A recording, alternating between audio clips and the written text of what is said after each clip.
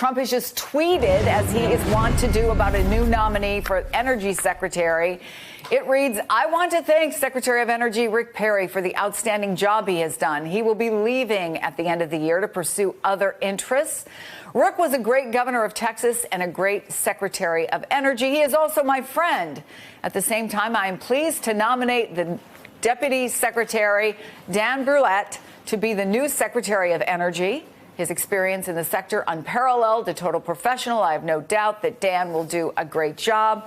Hans Nichols, this all moved pretty quickly. We were all saying, how fast will he tweet, given what we had heard from Rick Perry, that he was going to move on, and he's kind of almost did an exit interview today.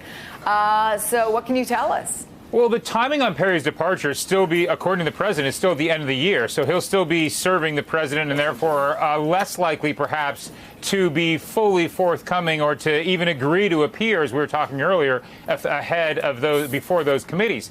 The replacement is going to be Dan Brouillette. As you mentioned, he's the deputy. In the past, the president has this preference for actings. And you recall that last week, the president said he was going to announce his Homeland Security Secretary, his new acting. He hasn't done that. Now, I know the week isn't over, and the president could still surprise us and tweet something out.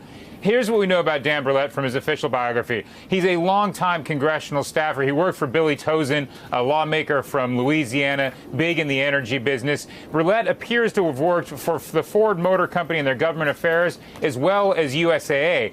Typically, those jobs mean that you're a registered lobbyist. If you're head of the government affairs office for, say, Ford, as Brouillette was throughout most, at least part of the Obama administration. So it looks like he's going with the number 2. We'll find out more about Dan Brouillette if he has any conflicts, but it does look like he represented both USAA and the Ford Motor Company. Now his name will be going to the Senate for a confirmation vote on to be the next Secretary of the Energy. Chris? We will be hearing more about that for sure. Hans Nichols at the White House scrambling for us on this breaking news. We appreciate it. Hey there, I'm Chris Hayes from MSNBC. Thanks for watching MSNBC on YouTube. If you want to keep up to date with the videos we're putting out, you can click subscribe just below me or click over on this list to see lots of other great videos.